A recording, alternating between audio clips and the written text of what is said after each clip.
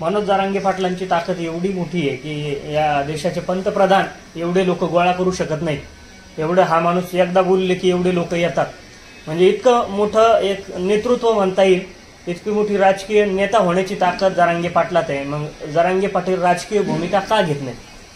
राजकीय भूमिकेचा असं असतं, हे एक जन चळवळ आहे, एक जन आंदोलन आहे, राजकीय आंदोलन नाही। त्यामुळं या आंदोलनामध्ये सर्व म्हणजे शिंदे गटाचे माणसं असतील, उद्धव ठाकरे गटाचे असतील, काँग्रेस असेल, शरद पवार राष्ट्रवादी गट असेल, मनसे असेल, सगळ्या राजकीय पक्षाचे मराठा समाजातले लोक हे बिनधास्त येऊ शकतात। आणि जर राजकीय भूमिका घेतली तर त्याला काय केलं जातं, मग तिथं 5 डिवाइड होऊन जाते। मग मी शिंदे गटाचा, मी उद्धव ठाकरे गटाचा, मी याचा, मग डिवायडेशन होतं। जी आपली मागणी, म्हणून तर सांगतो ना, 6 कोटी मराठी हे सगळ्या जातीत, सगळ्या पक्षात विखुरलेले।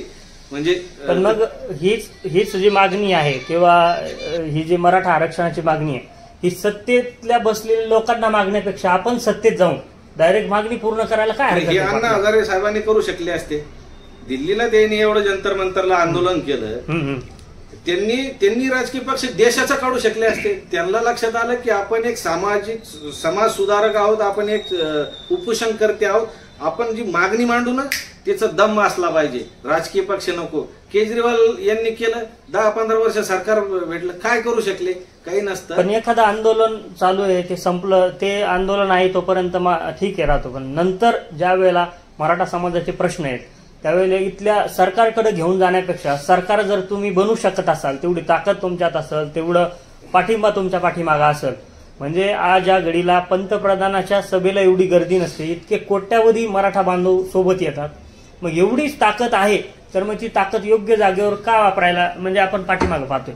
डोनाल्ड ट्रम्प असतील, व्लादिमीर पुतिन असतील किंवा नरेंद्र मोदी साहेब, हे तिन्ही जरी नेते त्यांनी एक सभा घ्यायची ठरवली, जेवढे ते लोक जमू शकत नाही तेवढे एकटे जरांगे पाटील जमू शकते।